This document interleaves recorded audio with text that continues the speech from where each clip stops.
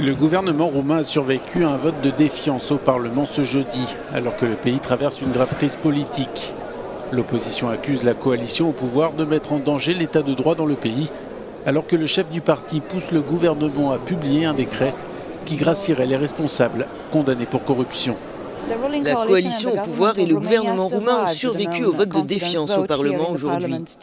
Mais cela ne signifie pas que la crise politique est terminée. Nous devons voir comment les choses vont évoluer avant le 1er janvier, date à laquelle le pays doit assumer la présidence tournante du Conseil européen. Malgré les critiques, la première ministre Viorica Dăncilă est prête à assumer la présidence de l'UE. La Roumanie est prête, cette motion n'a rien à voir avec ça. Nous devons d'abord penser au sens d'une bonne présidence, traiter le plus d'affaires européennes possible, répondre au plus de défis possibles, comme le Brexit, le futur de l'UE, le budget, l'immigration. Il faut aussi être prêt d'un point de vue logistique. Nous sommes très bien préparés et les institutions européennes attendent que la Roumanie soit prête à assumer la présidence tournante.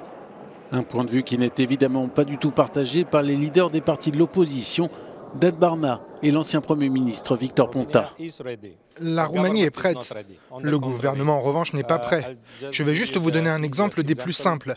Ils n'ont pas été capables de présenter le budget pour 2019. Quel message envoie la Roumanie et son gouvernement ? Que le populisme et le nationalisme anti-européen est au pouvoir aujourd'hui en Roumanie.